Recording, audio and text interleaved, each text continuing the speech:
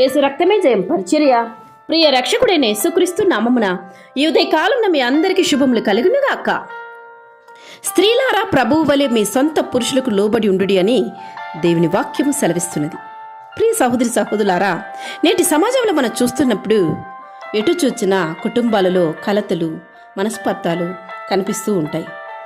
దీనికి కారణం కుటుంబంలో ఏక మనస్సు, ప్రేమ, అనురాగం లేనందున. మరొకసారి చూస్తున్నట్లయితే ప్రతి చిన్న విషయానికి కోపతాపాలు పెట్టుకొని మాట్లాడుకోకుండా ఉండడము, మానేయడము వలన కుటుంబము కట్టబడదు. ఒకవేళ నీ భర్త తెలుసో తెలియక తప్పు చేసి నీవు చూస్తే మనస్ఫూర్తిగా క్షమించండి. ప్రేమతో సరిచేసే ప్రయత్నం చేయండి.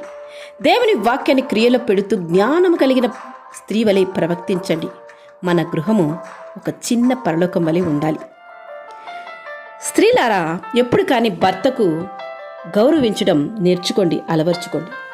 నేడు నీవు ఎలా నీ భర్తను నీవు గౌరవిస్తావో, ప్రేమిస్తావో, అదే రేపు నిన్ను చూస్తున్న నీ బిడ్డలు అదే రీతిని వాళ్ళు తెలుసుకొని అలాగే వారి జీవితం రేపు కొనసాగుతుందని జాగ్రత్త పడు.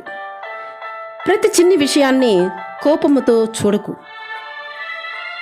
భర్త ఆర్థికంగా కష్టాల్లో ఉన్నప్పుడు, లేక ఉద్యోగం పోగొట్టుకొని నలిగిపోతున్నప్పుడు, లేక ఏదైనా వ్యాపారంలో పెట్టుబడి పెట్టి నష్టాల్లో కూరుకొని పోయినప్పుడు, అలా కృంగిపోతున్న నీ భర్తను చూసి సూటిపోటి మాటలతో మరింత కృంగిపోయేలాగా కృంగతీసే మాటలు నీలో రాకుండా చూసుకో. అతని కష్టాల్లో భార్యగా నీవు కూడా పాలు పంచుకోవాలి. తనలో ఉన్న బలాలను గుర్తించండి. నీవు మాట్లాడే మెప్పుకోలు మాటలే ఆయన హృదయాన్ని తెప్పరిల్లు చేస్తుంది, ప్రభావితం చేస్తుంది. కృంగిపోతున్న నీ భర్తను నీవు కూలిపోయేట్లు మాట్లాడకుండా నీ కుటుంబాన్ని లేవనెత్తుతుంది. నీ మాటలే వారి హృదయాన్ని తెప్పరిల్లుస్తుంది. కనుక మాటలు జాగ్రత్తగా రావాలి. ఏది నోటికొస్తుందో అదంతా మాట్లాడి వారి హృదయం ఎంత గాయపడుతుందో అని కూడా ఆలోచించకుండా ఇష్టం వచ్చినట్లన్నీ మాట్లాడేసి తర్వాత నీవు క్షమించమని కోరితే అందులో ప్రయోజనం లేదు. మాట్లాడిన మాటలు మర్చిపోరు. కనుక నీవు జ్ఞానం కలిగిన స్త్రీ వలె నీ కుటుంబాన్ని కట్టుకోవాలి. ఒక్కసారి మనం కన్ను మూసిన తర్వాత మరలా ఈ భూమి మీదకి రానే రాము. కావున వ్యర్థమైన కోపతాపాలు, గొడవలు, మనస్పర్ధాలు విడిచిపెట్టి క్రీస్తు ప్రేమతో కుటుంబాన్ని కట్టుకొని ఆశీర్వాదకరమైన జీవితాన్ని జీవించమని దేవుని పేరిట కోరుచున్నాను.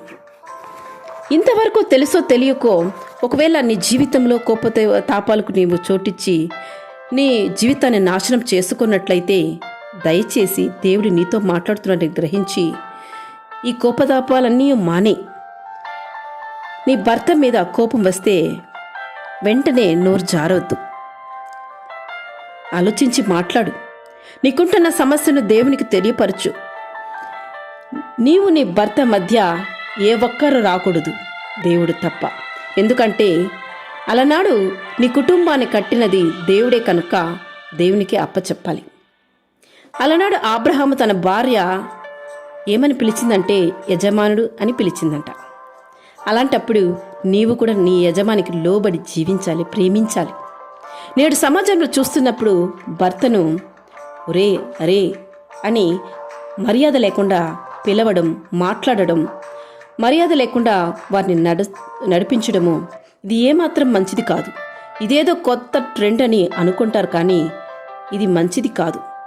దేవుని బిడలైన మనము దేవుడు మనకిచ్చిన జీవితాన్ని, మన చేతుల్లో మనకిచ్చిన మంచి జీవితాన్ని దేవుని కృతజ్ఞత తెలియపరుస్తూ మనం గౌరవించి భర్తను మనం నడపాలి. మృదువైన మాట క్రోధమును చల్లార్చును, కోపము మానము, ఆగ్రహము విడిచిపెట్టుమని వాక్యము సెలవిస్తున్నది. కనుక కోపంతో కాకుండా మనస్ఫూర్తిగా ఉన్న వాటితో సర్దుకొని ఉన్నదానితో తృప్తి కలిగి జీవించడానికి అలవరుచుకో. నీవెక్కడ ఉన్నావో అక్కడ తృప్తిగా జీవించు. తృప్తిగా జీవించడం ఒక గొప్ప వరం అని భావించు. మనసు అడియాసలు కలిగి తిరుగుట కంటే కళ్ళ ముందు ఉన్న వాటిని అనుభవించటం మేలు అని వాక్యం సెలవిస్తుంది. నీకున్నది ఏదైనాను, నీ భర్త ఎలా ఉన్నను తనను ప్రేమించడం, గౌరవించడం నేర్చుకో. ఈ కుటుంబం ఆశీర్వాదకరంగా దీవెనకరంగా ఒక సుందర వనంగా మార్చబడుతుంది. ఆమేన్. యేసు రక్తమే జయం పరిచర్యలో మీ సహోదరి. God bless you.